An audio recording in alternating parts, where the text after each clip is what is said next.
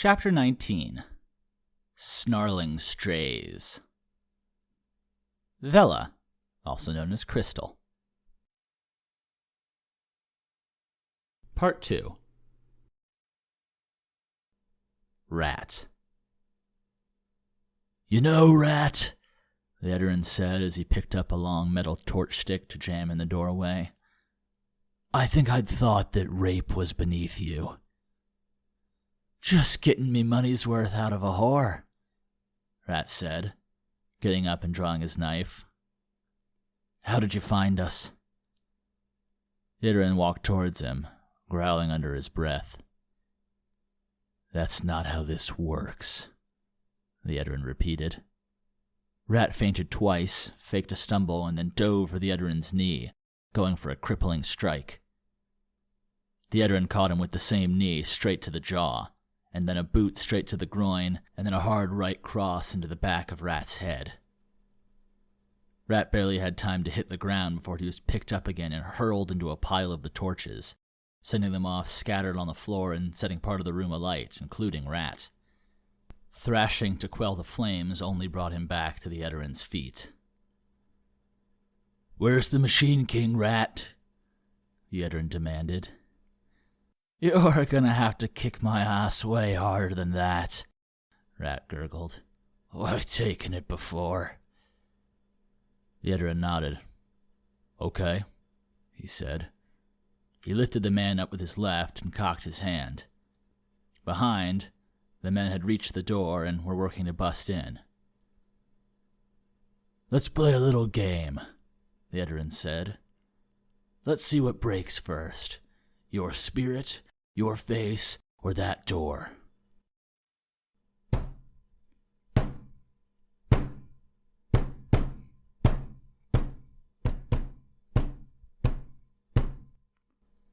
"You tired yet, Rat?"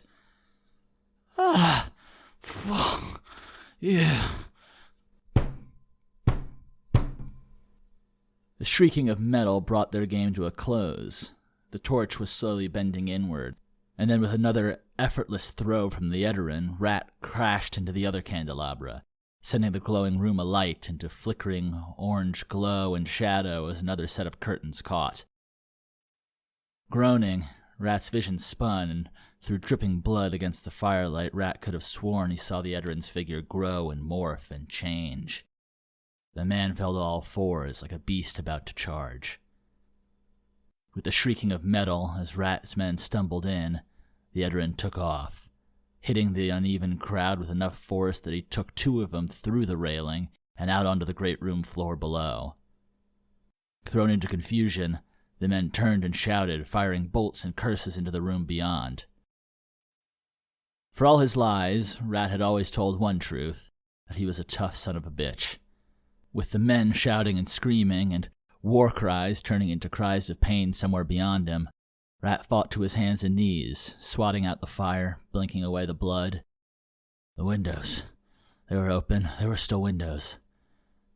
The world was spinning around him worse than any night of drug and drink he'd ever battled through, but he made it through the bedroom, doors swinging shut behind him again and leaving no sound besides the crackling fire catching on delicate silks and cushions of the home. 10 feet, 5 feet, 2, and then he had dragged himself to the base. Hurling bile down his chest, Rat pulled himself onto the ledge, gazing at the drop and then slinging himself over, fall cushioned by thicket but not much as he crashed into the sod of the grounds. The world spun again, colors blurring into direction and void. Behind him, the house was silent. "Straight," Rat muttered. "Just needs the straights. Oh, try and follow me there." No veteran bastard would dare chase him in the open streets of Reen. This was their land. With nearly all he had left, Rat rose to hands and knees and then stumbled and staggered and collapsed in gasps towards the street, rolling the last league towards the hill.